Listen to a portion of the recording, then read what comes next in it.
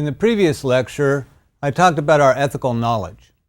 In this lecture, I want to raise a basic question regarding cultures and values. Are ethical values culturally relative?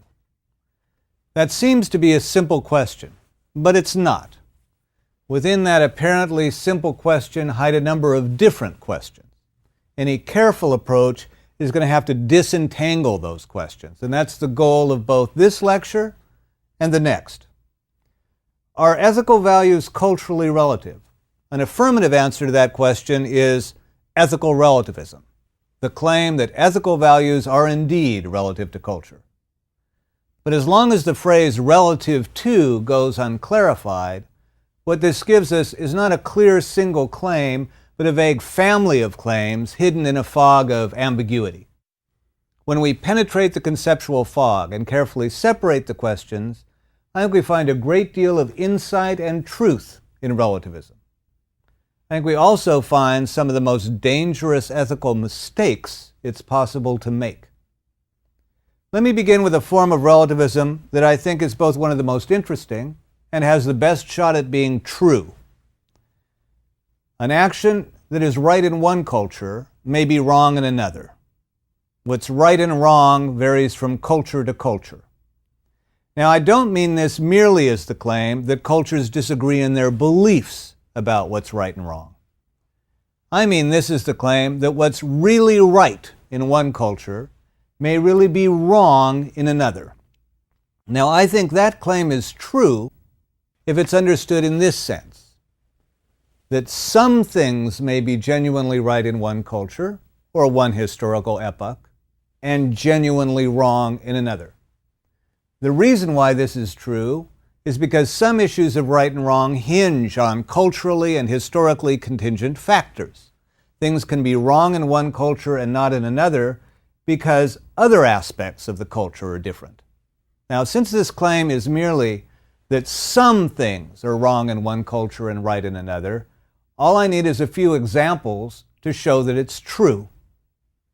So let me try to give you some examples. The philosopher Alasdair MacIntyre suggests the example of usury.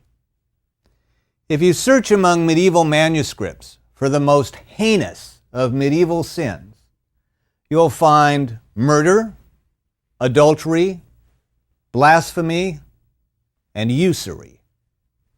Medieval canon law reserves some of its strongest prohibitions and condemnations for this horrible crime of usury.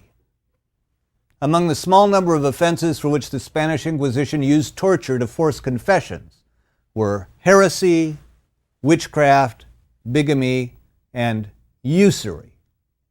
What is this horrible sin?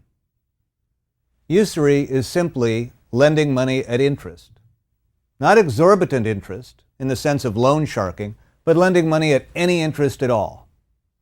So among the most strongly denounced vices of the medieval period then was the horrible crime of lending money at interest. What MacIntyre suggests is that this wasn't merely a medieval moral mistake.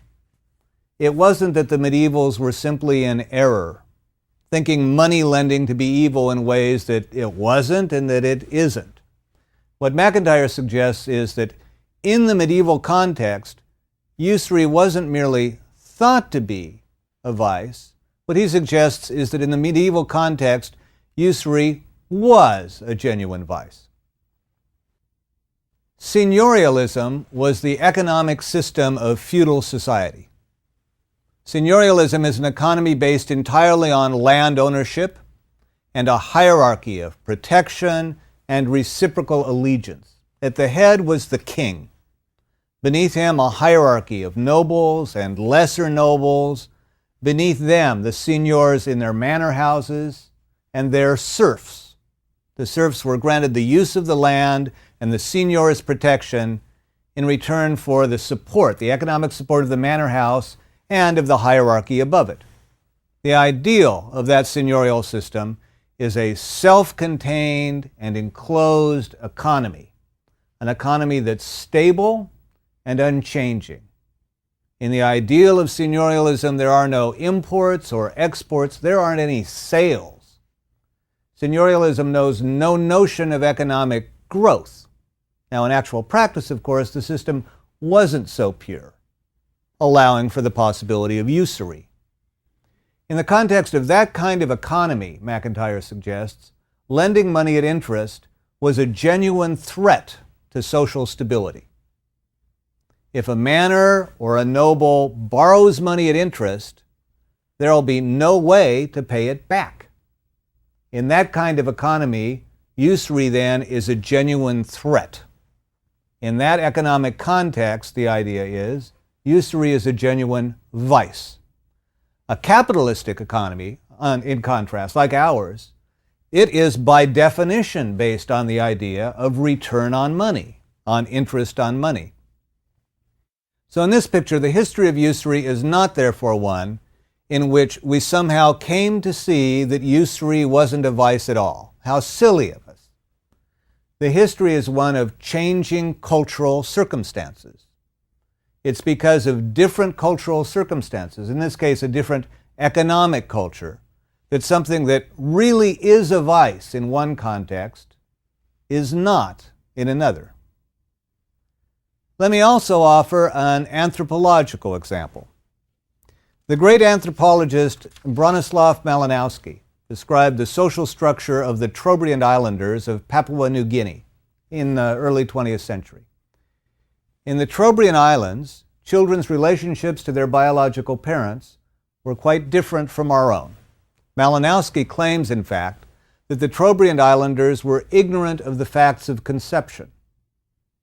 A man was thought to open a woman so that an ancestor could grow in her again, but he wasn't thought of as making any biological contribution. The adult male, who was considered next of kin to a Trobriand child, was not the biological father, but the mother's brother. It was the mother's brother who, in essence, held the role of legal guardian in Trobriand society. It was the mother's brother who was held accountable for providing for the child and for educating the child. So, your legal parents in the Trobriand sense were thus your biological mother and your maternal uncle. Your biological father's social role was much more informal and relaxed. Your biological father was merely your mother's boyfriend. So what Malinowski describes is a society in which there's a very different arrangement for raising children. We have no indication that it was any worse. We have no indication that Trobriand children suffered in any way from such a structure. And of course, children are not always well provided for in our system. Now, given this difference in cultural arrangements, there is a simple ethical matter that seems to be culturally relative in precisely the sense that we're after. As things are here in contemporary America, I have very strong obligations regarding the upbringing of my biological children. But I have fairly thin obligations regarding my sister's children, regarding my nephews and nieces. So I'm a good uncle if I send presents for birthdays and holidays. But it would be odd if I were expected to, say, finance half of the schooling for my nephews and nieces. And note that it's not merely that I think my obligations are less stringent regarding my nephews and nieces than regarding my own biological children. My real obligations here and now really are less stringent regarding my nephews and nieces than my own biological children. But if I were a Trobriander in the society that Malinowski describes, on the other hand, this stringency of obligations would be reversed. It would be my sister's children toward whom I had the strongest obligations. It would be my own biological children toward whom the obligation would be weaker. Now, here again it should be noted that it's not merely that I would think that the stringency of my obligations would be different. Were I a Trobriander, the obligations, the real obligations, really would be reversed. Were I a Trobriander, genuine parental responsibility would be different. Simple cases like these are enough to show that our first form